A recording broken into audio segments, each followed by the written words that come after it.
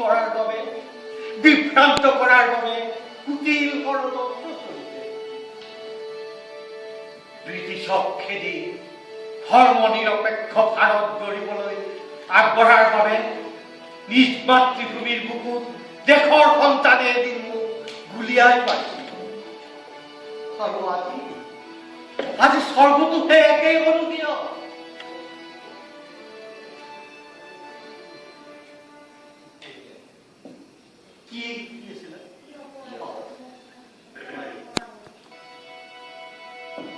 কি যুক্তি, কি অপরাধত মোক অপহরণ করা হল? অপরাধ নহয় আপনি কিয় অপরাধ করিব? অপরাধ করিছো মই আবেগৰ বশৱৰ্তী গড়িবলৈ যোৱাৰ অপৰাধ,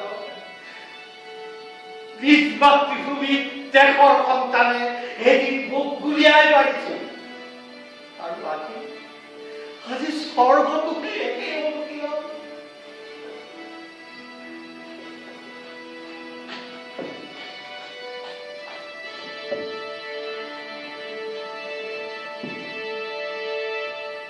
কি যুক্তি, কি অপরাধত মোক অপহরণ করা হল?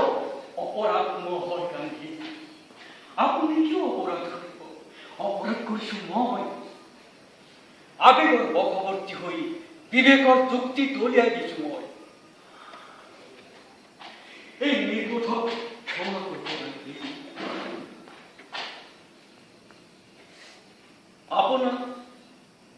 আপোনাক অপহৰণ কৰাই এটাই মাত্ৰ উদ্দেশ্য, আপোনাৰ এই মহান আত্মাটো, এই যুগৰ আত্মাটো অসমৰ সেই নৰহত্যাকাৰীবোৰৰ হৃদয়ত বিবেকত বিলীন কৰি দিবলৈ ভাবিছিলো। অসমত হত্যাযজ্ঞ পতা, শান্তি সম্প্ৰীতি বিনষ্ট কৰা, ভাতৃঘাতী সংঘৰ্ষৰ জুই জ্বলোৱা সেই নায়কবোৰক আপোনাৰ আত্মাই সুমতি দিব। আশা কৰিছো আপোনাৰ আত্মাৰ গুণত সিহঁতেও এদিন শুনিব মানৱতাৰ ক্ৰন্দন, দলিয়াই পেলাব হত্যাৰ ব্যাকৰণ। অসম মাতৃৰ সেউজীয়া ৰং।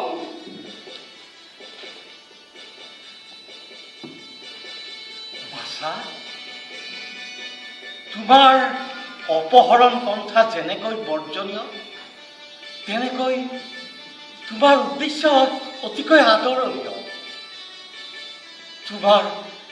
তোমাৰ এই মহৎ উদ্দেশ্য